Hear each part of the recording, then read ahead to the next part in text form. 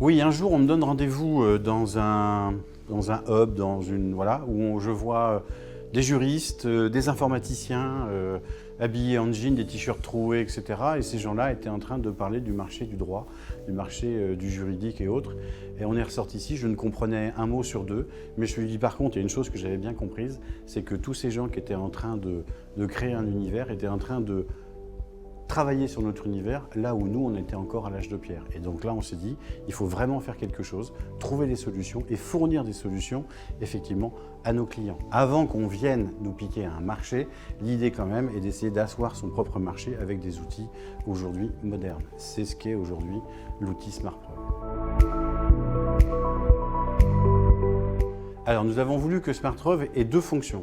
La première fonction c'est, ce n'est pas un constat, et on va vous apporter des solutions pour géolocaliser, apporter un élément, un début d'élément de preuve qui n'est pas un constat et nous le définissons comme tel. Et puis deux, c'était avec cette application d'avoir dedans le Doctolib du constat, la prise de rendez-vous. Quand on voit aujourd'hui le succès de Doctolib qui est assez invraisemblable, bien aujourd'hui on a cet outil pour définir ce que n'est pas un constat, là où personne ne fera appel parce que la solution est une solution qui n'engendre pas une dépense de 400, 500 ou 1000 euros. Par contre, il faut trouver une solution pour ça, tout en disant que ce n'est pas un constat, mais un élément de preuve que nous apportons.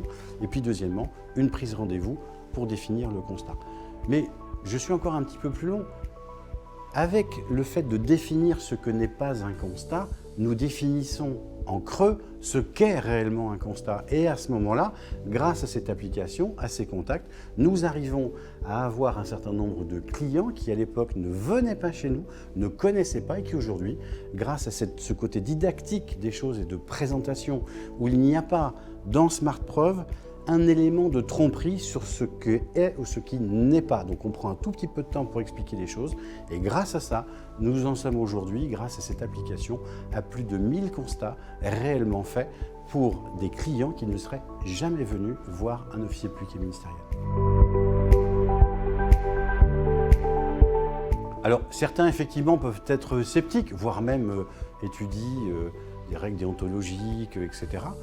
C'est un outil développé par des commissaires de justice, à l'époque huissiers de justice, par des commissaires de justice, pour des commissaires de justice et pour répondre à une demande d'offres de clients. Donc aujourd'hui, à partir du moment où les choses sont extrêmement bien déterminées, cette application ne souffre d'aucune. Alors on peut répondre, on peut donner des éléments de réponse, mais aujourd'hui, l'application développée telle qu'expliquée là est en tout point correcte à la réglementation, parce qu'effectivement, on ne mettrait pas à disposition d'officiers publics et ministériels un tel outil s'il n'avait pas les qualités que je viens de vous décrire. Alors le souhait de SmartPreuve, eh bien, c'est que notamment pour une partie de l'application qui n'est peut-être pas assez développée sur la prise de rendez-vous, eh bien, que la partie de l'application du style Doctolib eh bien, soit réellement avec la communication que l'on doit faire sur cet outil fasse que l'ensemble des commissaires de justice de France et de Navarre puissent obtenir eh bien, une clientèle renouvelée. Aujourd'hui, des gens qui ne seraient pas venus, mais qui peuvent aujourd'hui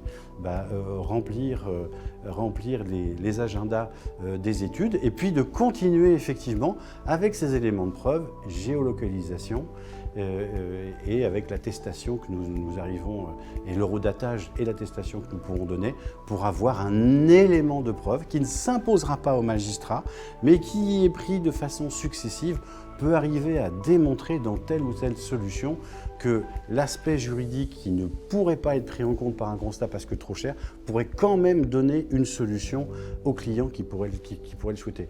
Mais bien évidemment, à partir d'un certain moment, notre rôle de conseil, c'est de dire là, n'utilisez pas cet outil d'une façon trop importante parce que de toute façon, elle ne vous couvrirait pas d'éventuels dommages et elle ne s'imposerait pas au magistrat. La transparence de cet outil, à la fois pour bien connaître le staff de SmartPreuve et les confrères qui l'utilisent, il n'y a strictement aucune ambiguïté.